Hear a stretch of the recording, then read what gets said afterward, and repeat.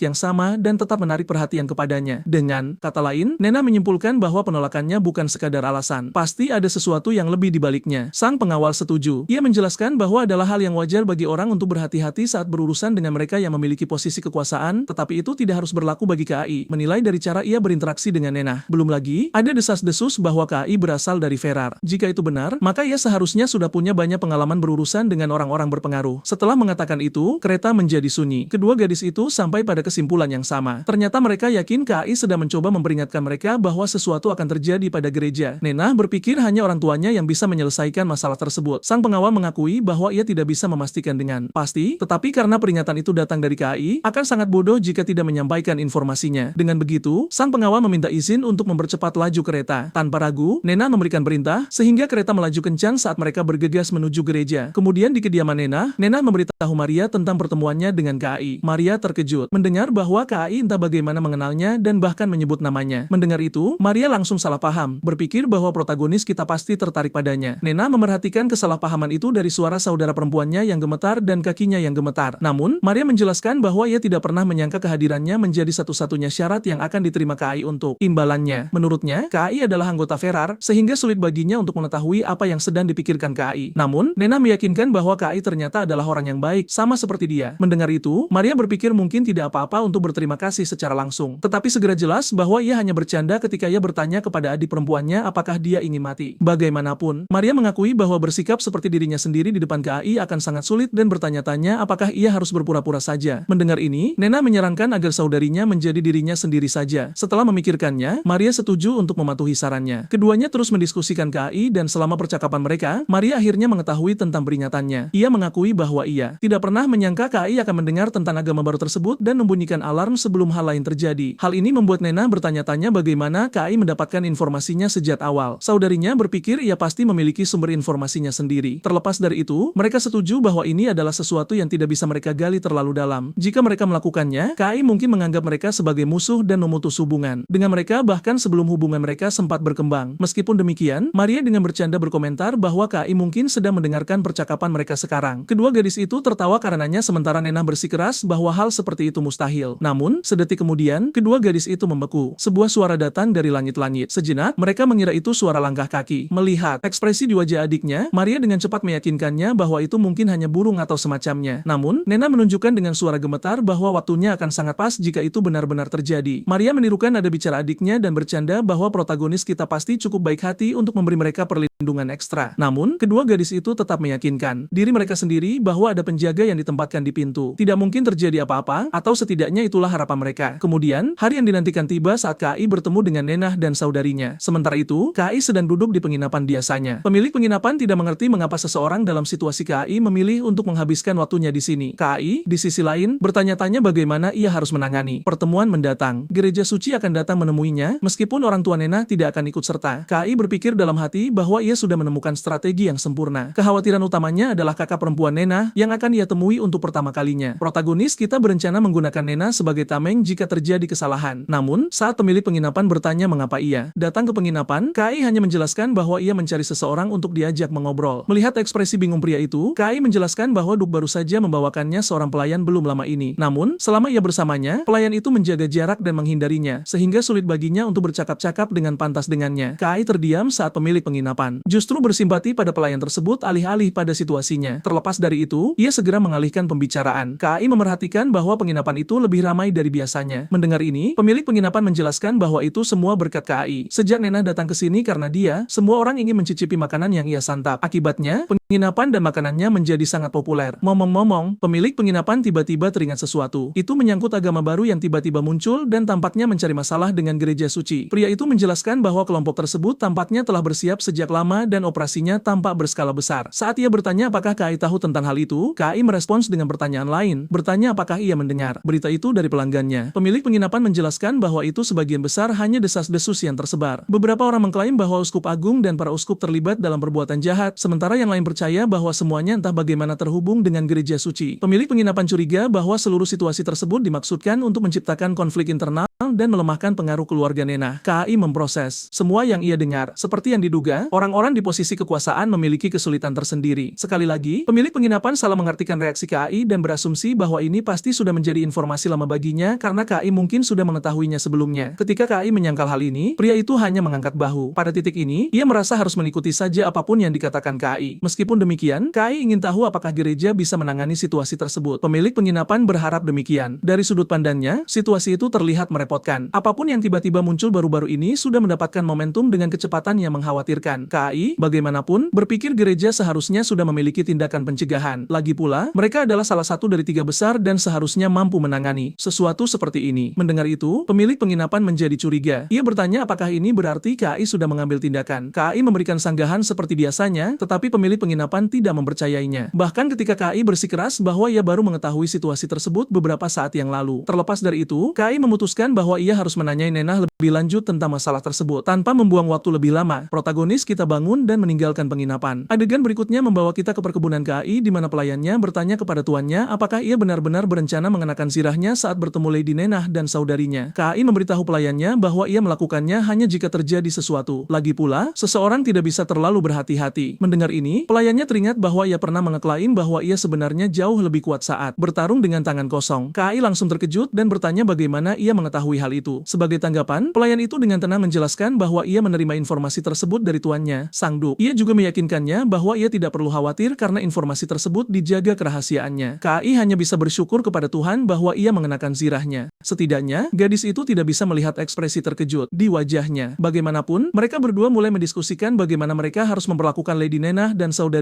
saat mereka tiba. Pelayannya percaya tempat terbaik untuk mengadakan pertemuan pribadi mereka adalah di ruang kerjanya. KAI setuju dan menyuruhnya untuk memimpin jalan saat waktunya tiba. Ia menerima perintah tersebut sementara KAI hanya bisa iri melihat betapa anggun dan tenangnya pelayan itu selalu dibandingkan dengan dirinya. Saat mereka sedang membicarakan hal itu, pelayannya bertanya-tanya apa yang direncanakan KAI mengenai pengawal Lady Nenah dan saudarinya yang akan menemani mereka. KAI mencatat bahwa akan tidak menyenangkan melakukan percakapan pribadi sambil diawasi oleh pengawal. Pelayannya setuju, jadi KAI menyarankan untuk membiarkan para pengawal berkeliaran dengan bebas di sekitar rumah sesuka mereka. Sarannya itu membuatnya terkejut. Ketika KAI bertanya apakah ia mengatakan sesuatu yang salah, ia segera menjawab tidak, menambahkan bahwa jika ini adalah keinginannya, ia tidak punya masalah dengan itu. Mendengar cara gadis itu mengatakannya, KAI hanya bisa berharap bahwa ia tidak melakukan atau mengatakan sesuatu yang salah. Tepat saat itu, KAI meminta pendapatnya tentang berbagi camilan yang diberikan Karen kepada para pengawal. Mendengar itu, pelayannya dengan gugup bertanya apakah ia benar-benar meminta pendapat pribadinya. Terlepas dari itu, ia memberitahu KAI bahwa ia tidak melihat masalah dengan hal itu. Dengan begitu, KAI menyuruhnya untuk melakukannya sambil dengan santai menanyakan berapa harga camilan dan makanan penutup tersebut. Saat ia mendengar harganya lebih dari 50.000 koin emas, KAI jelas terkejut. Karena penasaran, ia kemudian bertanya tentang perhiasan yang juga ia terima dari Leavia. Pelayannya mengakui bahwa ia tidak tahu harga pastinya, tetapi memperkirakan harganya tidak kurang dari 5 juta. Mengasumsikan KAI bertanya karena ia tidak puas dengan hadiah-hadiah tersebut, ia segera menjadi khawatir. KAI dengan cepat menggelengkan kepala. Di dalam hati, ia hanya bisa memikirkan bagaimana semua hadiah mahal yang terus dikirim orang-orang kepadanya ini menjadi sakit kepala yang luar biasa. Mengalihkan percakapan, KAI tiba-tiba bertanya apakah pelayannya menginginkan sesuatu. Gadis itu tidak mengerti apa yang dimaksud tuannya. Melihat kebingungannya, KAI dengan canggung menjelaskan bahwa ia telah menerima begitu banyak barang dari Duk sehingga merasa wajar jika ia membalas budi. Mendengar itu, pelayannya dengan tenang mengingatkannya bahwa ia adalah karyawan. Jadi ia tentu saja baik-baik saja dengan pengaturan dan kompensasi apapun yang diberikan Duk kepadanya.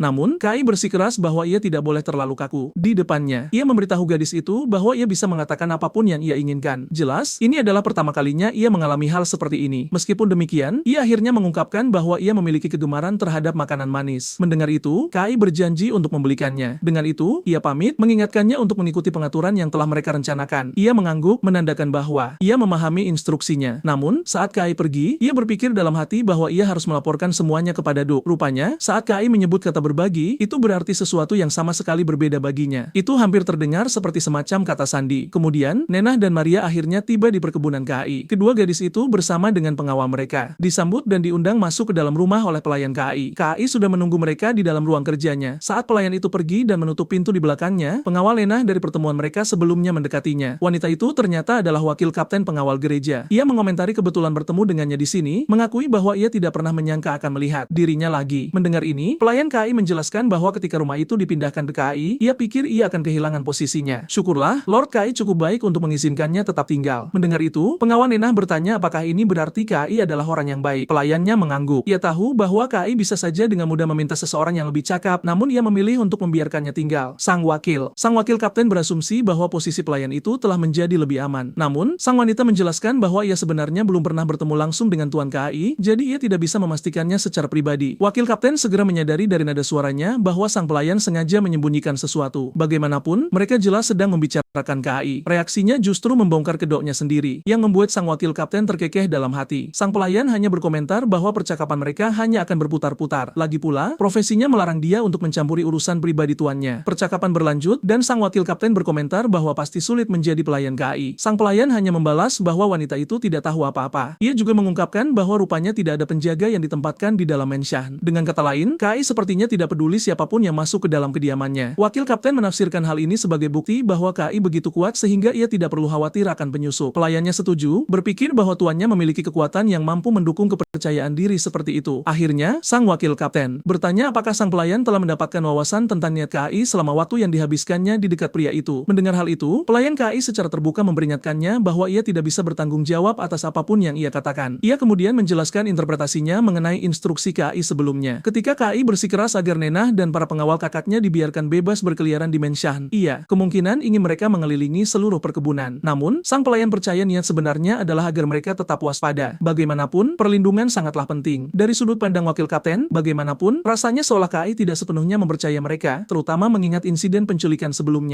Mendengar itu, sang pelayan menggelengkan kepalanya. Iya, percaya bahwa sama sekali bukan itu masalahnya. Sebaliknya, ia berpikir KAI melakukan ini untuk membuat mereka membuang gagasan bahwa ia akan selalu ada di sana untuk turun tangan dan menyelamatkan mereka seperti yang ia lakukan sebelumnya. Mereka tidak bisa selalu berharap menerima bantuan darinya. Menurut sang pelayan, ini penting bagi pertumbuhan dan keselamatan Lady Nenah. Saat ia menjelaskan hal ini, ekspresi sang wakil kapten berubah. Ia tiba-tiba menyadari sesuatu. Sebelum pelayan itu selesai menjelaskan, sang wakil kapten tiba-tiba berterima kasih padanya dan memintanya untuk menyampaikan rasa terima kasihnya kepada tuannya, KAI. Sementara itu, KAI sendiri sama sekali tidak tahu apa yang sedang terjadi. Lebih buruk lagi, ia merasa sedang dalam masalah besar. Ia sudah berusaha sebaik mungkin untuk bersikap baik, namun kakak perempuan Nenah menatapnya seolah-olah ia telah mengatakan sesuatu yang sangat kasar atau melakukan kesalahan. Akhirnya, Maria berbicara. Ia bertanya seberapa jauh KAI bisa melihat ke dalam situasi. KAI jelas tidak tahu apa yang ia bicarakan, dan segalanya menjadi lebih membingungkan ketika Maria mulai menyebutkan sesuatu tentang perilaku masa depannya. Karena itu, KAI menoleh ke arah Nenah seolah diam-diam meminta bantuan. Sayangnya, Nenah hanya memiringkan kepalanya, memperjelas bahwa ia tidak ingin terlibat dalam situasi tersebut. Pada titik ini, situasinya terasa jauh lebih tak berdaya daripada pertemuan sebelumnya dengan Sang Duk.